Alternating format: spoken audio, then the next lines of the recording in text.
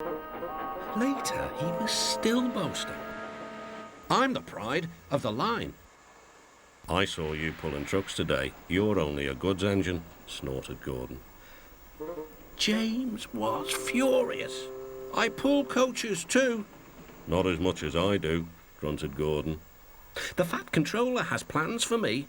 James was only making this up, but Gordon believed him. What plans? Wait and see. Oh dear, thought James, now what'll I do? Thomas was shunting shining new coaches. Good morning, James. Are those coaches for me? Asked James hopefully. No, these are for Gordon's Express. I'll fetch your trucks next. But James was going to play a trick on the other engines. Actually, Thomas, I'm taking the coaches. The Fat Controller asked me to tell you. What about the trucks? Give them to Gordon. Come on, Thomas, said his driver. Orders are orders. So when James's driver returned, James was coupled to the coaches and he puffed away. Thomas returned with the trucks.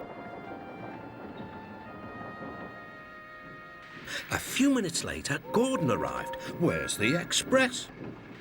Thomas told him about James, and so here are your trucks.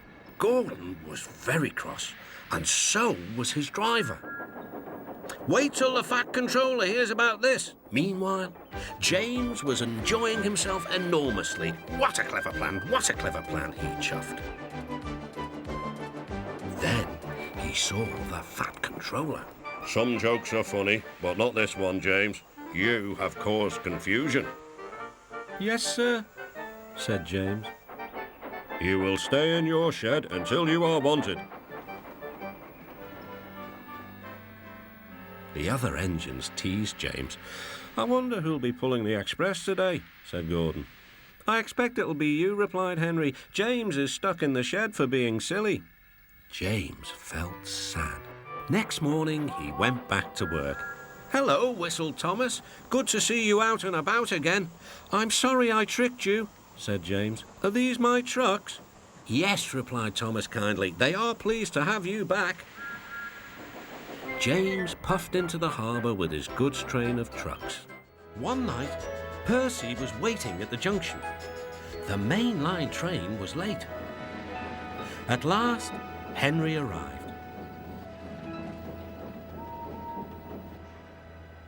Sorry, he puffed. The mail boat from the mainland was delayed. Come on, Percy, said his driver. Let's make up for lost time. Percy puffed along as quickly as he could, but the sun was already rising as he finished his work.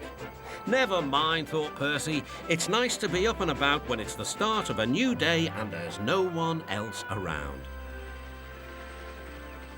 Percy was not alone for long.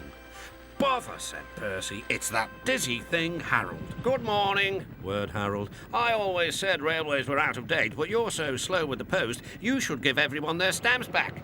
Post haste. Percy was too tired to explain. Bird brain, he muttered. Good morning, Percy, called Duck. You're up early. No, you're wrong, sighed Percy. I'm back, tired and late. He rolled into the shed and fell asleep almost before his buffers touched the bar. His driver decided to set off early that evening. Thomas was waiting at the station. Thank goodness I've a chance to speak to you. Driver said that the person in charge of the post has complained to the Fat Controller about the delay last night. But that wasn't my fault, replied Percy. I know, said Thomas, and so does the Fat Controller, but this post person wouldn't listen. Tonight we'll just have to be quicker than ever before. The engines were just leaving the station when they heard a familiar buzzing. I say, you two, there's news flying about. Where? Puffed Percy. All over the place. They're going to scrap the post train and use me instead. Wings work wonders, you know, always. Rubbish, huffed Thomas.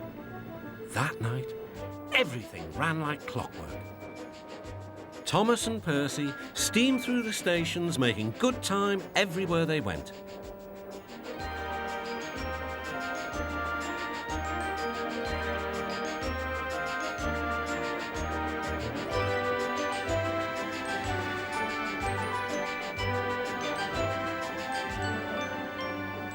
At a station, Thomas noticed a man looking cold and worried. He had missed his train home. "We can give you a ride," said Thomas's driver, "but it will be rather uncomfortable." "Thank you," said the man. "Anything's better than sitting here." "Bad luck, Bertie," said Thomas. "Now, if you were a steam engine, you would run on a pair of reliable rails." "Huh," replied Bertie. "The railway was supposed to deliver tar to mend the road 2 weeks ago. You can't trust a thing that runs on rails." "I run on rails. You can trust me, Bertie. I'll see if I can find out what's happened." Thomas left Bertie and made his way along the branch line towards the big station by the sea. James was snorting about in the yard. "It's too bad. Percy goes to work at the harbour and I do his job, here, there and everywhere." "Take that!" "Ooh!" groaned the trucks. "Just you wait, we'll show you." Gordon laughed. "I'll tell you what, James, if you pretended to be ill everywhere, you couldn't shunt trucks here or go to the quarry there, could you?" "What a good idea," agreed James. "Look, here comes Thomas. I'll start pretending now." Thomas was sorry to see the engines looking miserable. "Cheer up, it's a beautiful day." "Yes," grumbled Gordon, "but not for James." "What's the matter?" "He's sick," replied Gordon. "Yes, he is. I am," stuttered James. I don't feel well at all." "Don't worry," said Thomas kindly. "I'll help out if you're ill." Gordon and James sniggered quietly to each other. Some of James's trucks were coupled behind Thomas, and he steamed away to the quarry. The trucks were still cross. "We couldn't pay James back for bumping us, so we'll play tricks on Thomas instead. One engine is as good as another."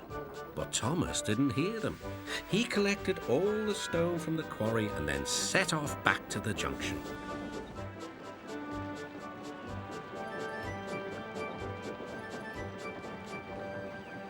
Danger lay ahead. "Now for our plan," giggled the trucks. "Go faster, go faster." "Slow down," called Thomas's driver and applied the brakes.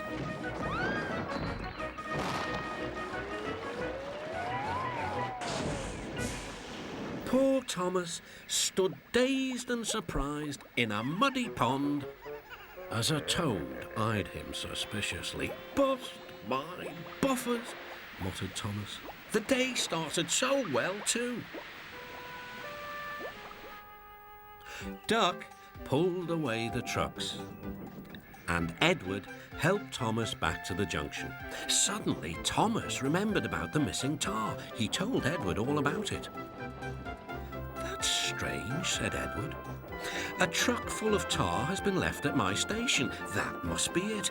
Driver will make sure it gets to Bertie now." Toby's line crosses with the main road behind the station and for a short way follows a farm lane. Frosty weather makes the muddy lane rock hard and very slippery. Toby stops before reaching the lane. His fireman halts the traffic at the crossing and then he sets off again. By using the heavy trucks to push him along, he has no trouble with the frosty rails in the lane. It is the only safe thing to do in this kind of weather. Toby warned Mavis and told her just what to do. "I can manage, thank you," she replied. "I'm not an old fusspot like you." The trucks were tired of being pushed around by Mavis. "It's slippery," they whispered. "Let's push her around instead." On, they yelled. Mavis took no notice. Instead, she brought the trucks carefully down the lane and stopped at the level crossing. All traffic halted. "One in the headlamp for Fusspot Toby," chortled Mavis. But Mavis had stopped in the wrong place. Instead of taking Toby's advice, she had given the trucks the chance they wanted. Hold back, they cried. "Grrr, up," ordered Mavis.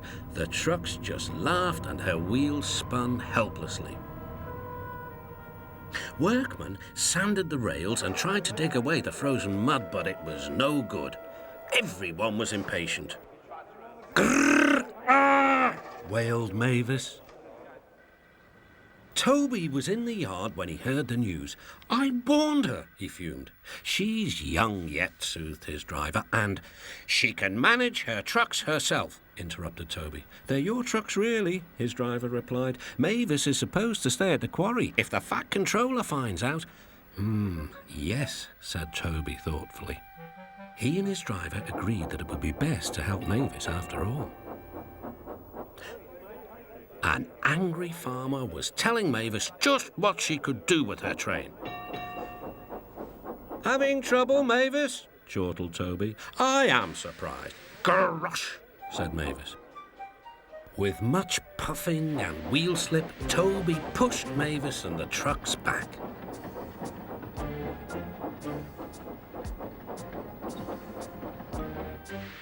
The hard work made his fire burn fiercely, and his firemen spread hot cinders to melt the frozen mud.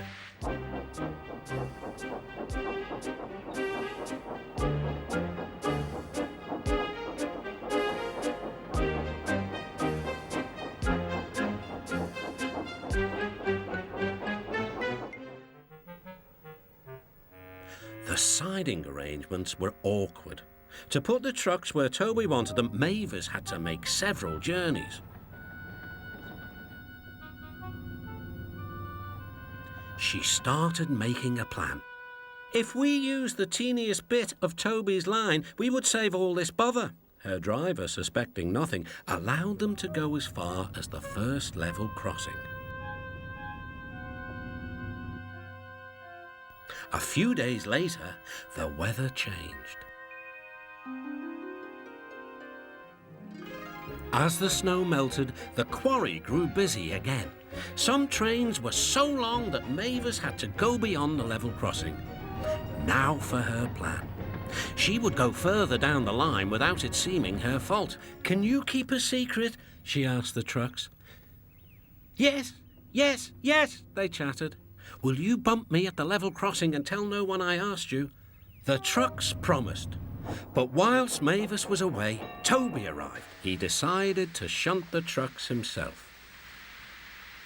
The trucks decided to bump him anyway. They reached the level crossing and Toby's brakes came on. This was the signal for the trucks. "On, on!" they yelled. Toby was away with the trucks screaming and yelling behind him. No one realized that melted snow had turned a stream into a torrent and the bridge above it was about to collapse. The rails were now like a tightrope across the thundering water.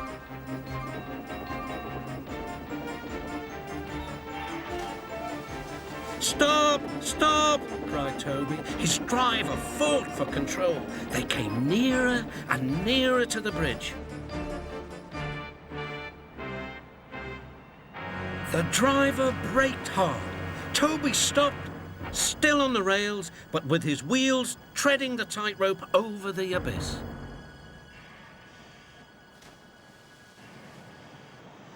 Mavis was horrified and quickly came to the rescue.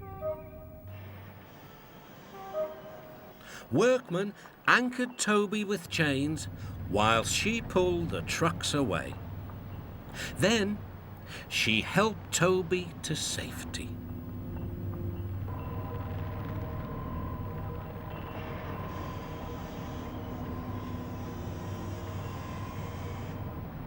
"I'm sorry about the trucks," said Mavis. "I can't think how you managed to stop them in time."